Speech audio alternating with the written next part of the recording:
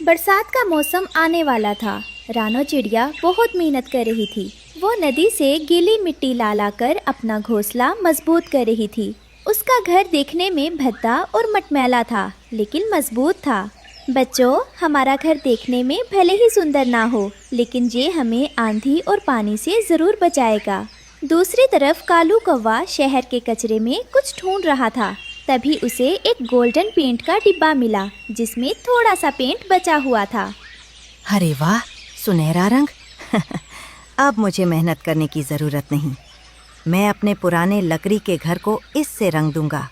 दोस्तों, ये रहे हमारी आज की वीडियो के प्यारे सब्सक्राइबर्स और फॉलोअर्स के नाम। प्रभास, कौसर फातिमा, नुमान खान, राशिद, सूरज। जो नहीं चुने गए, चिंता मत करो, अगली बार तुम भी बन सकते हो जंगल के सुपरस्टार। दोस्तों, अगर आप भी चाहते हैं मैं आपका नाम अपनी कहानी में लूं, तो देर किस बात की, जल्दी से कमेंट करके अपना नाम हमें भेज। और वो सोने के महल जैसा लगेगा। फिर रानो क्या, पूरा जंगल मुझसे जलने लगेगा। कालू अभी खुश हो ही रहा था कि तभी वहाँ दो शरारती बच्चे आ गए। उनके हाथों में पत्थर थे। उन्होंने कालू को देख लिया।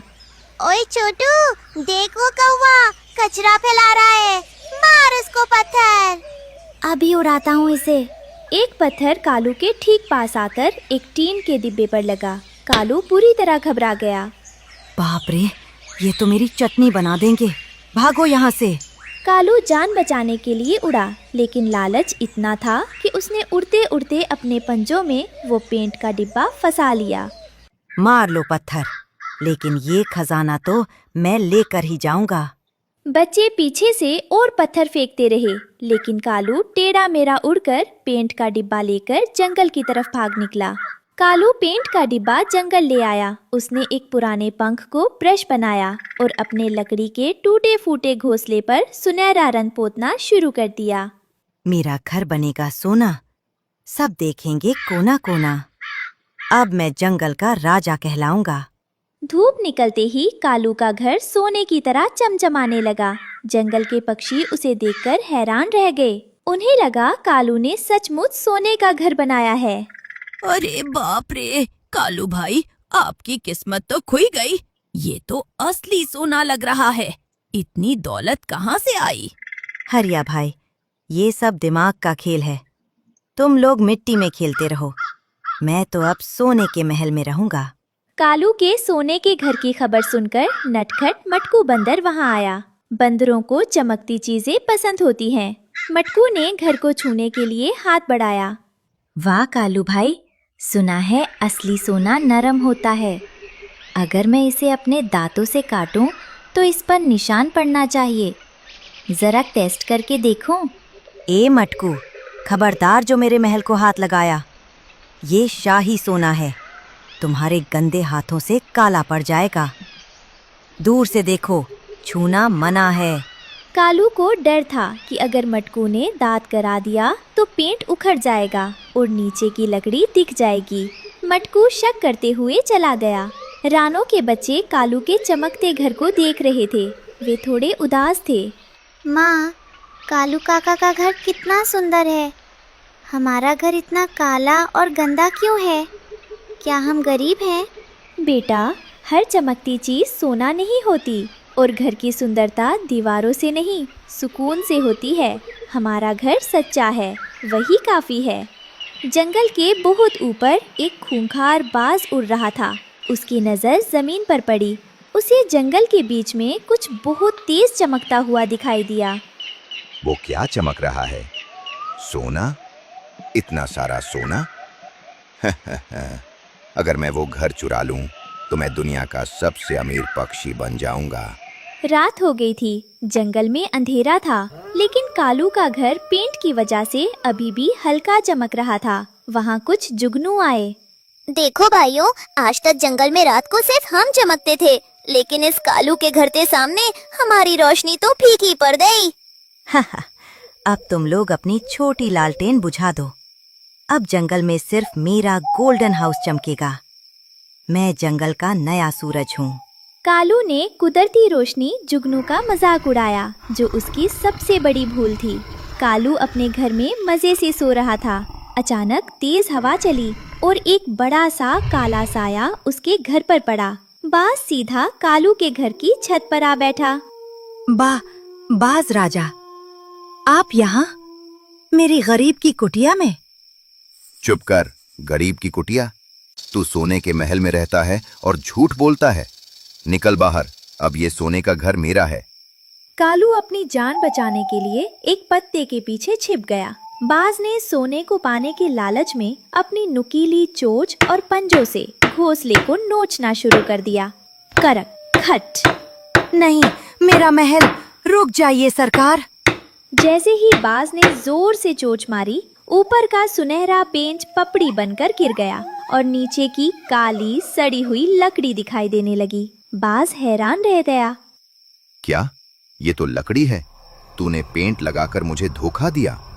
मुझे लगा ये खजाना है, पर ये तो कबार है। माफ कर दीजिए मालिक, ये तो बस दिखावा था। धोखा खाने के बाद बाज को बहुत गुस्सा आया। उसने अपनी एक जोरदार लात मारकर कालू का पूरा घर जमीन पर गिरा दिया। धोखेबाजों के लिए मेरे पास कोई जगह नहीं है, अब जमीन पर ही रह। बाज वहां से उड़ गया। तभी तेज बारिश शुरू हो गई। बारिश के पानी ने कालू के घर का बचा खुचा पेंट भी धो दिया। अब वहां सिर्फ टूटी लकड़ियां और काला रंग बह रहा था। कालू भीगता हुआ ठंड से ठिठुर रहा था। मेरे झूठे दिखावे ने मेरा असली घर भी छीन लिया। अब मैं कहाँ जाऊं? तभी वहां बिल्ली मौसी आई। उसने लकड़ियों को सूंघा। म्याऊ, मुझे लगा था यहाँ कोई अमीर पक्षी रहता है, शायद खाने को अच्छा मिले। लेकिन ये क्या? ये तो सस्ता केमिकल पेंट है। छी छी, इसकी बदबू से तो मेरी नाक जल रही है। अरे कालू, अगर घर बनाना ही था तो कम से कम पेंट तो महंगा वाला इस्तेमाल करता। तू तो महाकंजूस निकला। बिल्ली मौसी भी कालू पर थूक कर चली गई। कालू शर्म से पानी पानी हो गया। भीगा हुआ कालू रानो के घर के बाहर खड़ा था। रानो ने दरवाजा खोला और कालू की हालत देखी। उसने बिना कुछ पूछे उसे अंदर बुला लिया। आइए कालू भाई, मेरा घर सोने का तो नहीं है, लेकिन यहाँ आपको ठंड नहीं लगेगी। रानो बहन, आज समझ आया कि मिट्टी का सच्चा घर सोने के झूठे महल से लाख गुना बेहतर होता है। इस कहानी से हमें सीख मिलती है कि दिखावा 4 दिन का होता है, लेकिन सच्चाई और सादगी जीवन भर साथ दे। जंगल के कोने में एक डाल पर रानो चिड़िया अपने नन्हे बच्चों संग रहती थी। गरीबी इतनी गहरी थी कि रोज की भूख उसकी आंखों में आंसू भर देती। मेरे लालो, हिम्मत रखो, माँ तुम्हारे लिए दाना ढूंढकर जरूर लाएगी। माँ, हमें बहुत भूख लगी है।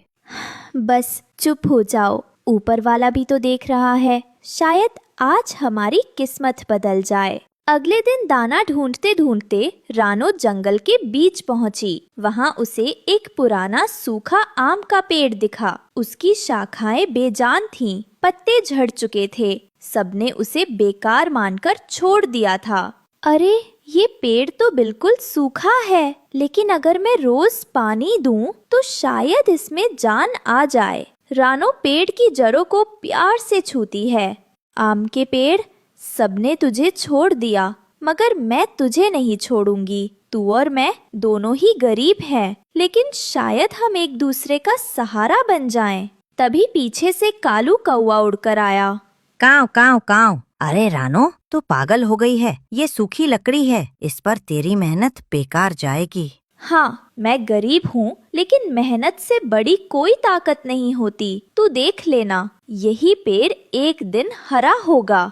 काव काव, ठीक है, देखते हैं तेरी ये जिद कब तक चलती है। रानो रोज तालाब से पानी लाकर पेड़ की जड़ों में डालती। आम के पेड़, हिम्मत मत हारना, तू हरा जरूर होगा। कुछ दिनों बाद पेड़ की टहनियों पर हरे पत्ते आने लगे। बच्चों ने देखा तो खुश होकर उछल पड़े। माँ, देखो, पेड़ फिर से हरा हो रहा है, और देखो, छोटे छोटे आम भी लग रहे हैं।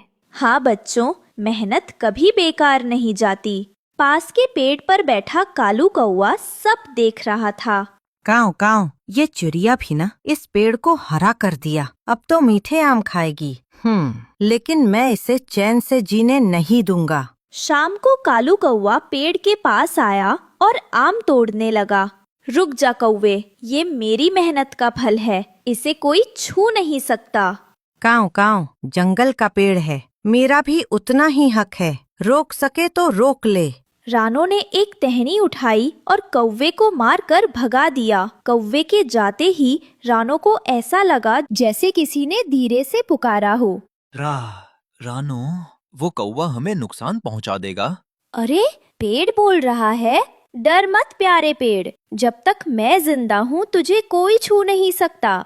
रात को कालू चुपके से आया और पेड़ की शाखाएं काटने लगा। अब कोई मुझे नहीं रोकेगा। रानो की आवाज सुनकर कालू घबरा गया और वहाँ से उड़कर भाग निकला। कालू कौवा सीधा जंगल के बाहर गांव की तरफ उड़ गया। वहाँ एक लालची लकड़हारा अपने औजार लिए बैठा था। लकड़हारे भाई, सुन, तुझे एक खजाना बताऊं? खजाना?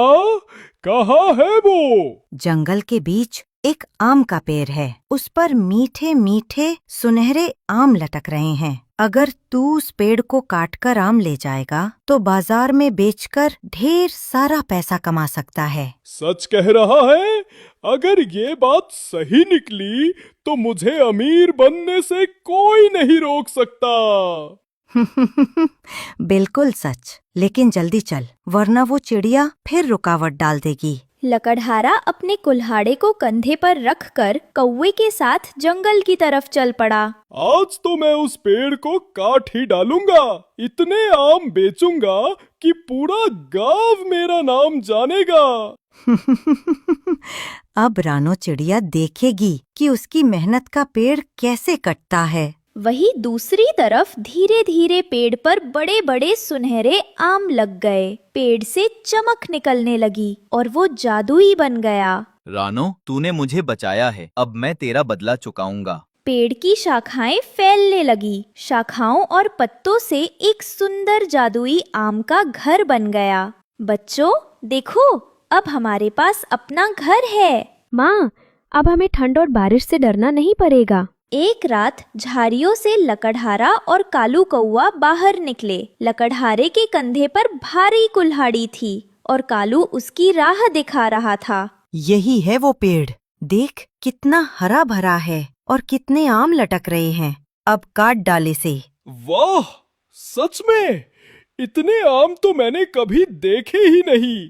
बस अब आज रात ही इसे काट दूंगा। लकड़हारे ने कुल्हाड़ी उठाई और जोर से पेड़ पर पहला वार किया। ठक की आवाज गूंजी। पेड़ दर्द से कांप उठा। ओ, मुझे बचाओ! पास ही अपनी टहनी पर सोई रानो चिड़िया की नींद टूट गई। वह फुर्ती से उड़कर नीचे आई। रुक जा लकड़हारे, ये पेड़ काटने की हिम्मत कैसे हुई तुझ में? अरे छोटी चिड़िया, हट जा रास्ते से। नहीं, ये पेड़ मेरा दोस्त है, मैंने इसे अपने हाथों से बचाया। काऊ काऊ काऊ। रानो, तू एक मामूली चिड़िया है, लकड़हारे के हाथ में कुल्हाड़ी है और तू उसकी राह में खड़ी होगी, तुझे कुचल दिया जाएगा। लकड़हारे ने फिर कुल्हाड़ी उठाई और पेड़ पर चलाने ही वाला था कि रानो अचानक उसकी आंखों के सामने फड़फड़ाकर उड़ने लगी। ये चिड़िया मुझे काम नहीं करने देगी। हट जा वरना तुझे भी मार दूंगा। रानो का शोर सुनकर जंगल का शेर भी आ पहुंचा। ये क्या हो रहा है? लकड़हारा घबरा गया। शेर को देखकर उसका दिल कांप उठा। वह डरकर कुल्हाड़ी छोड़कर भाग गया। काऊ काऊ, ये चिड़िया हर बार मेरी चाल बिगाड़ देती है, लेकिन एक दिन मैं जरूर बदला लूंगा। कौवा भी वहाँ से भाग निकला। रानो, तूने आज मेरी जान बचाई। तू सच में बहादुर और नेक दिल है। रानो और उसके बच्चे आम के घर में खुशी खुशी रहने लगे। इस तरह गरीब रानो चिड़िया ने अपनी मेहनत और विश्वास से न केवल बच्चों को भूख से बचाया, बल्कि एक सुंदर आम का घर भी पाया। एक हरे भरे जंगल में एक ऊंचे अंगूर के पेड़ पर रानो चिड़िया और उसके प्यारे पति टुन्नू चिड़ा का घोंसला था। वही उनका संसार था, वही उनकी खुशियां थीं। पर उसी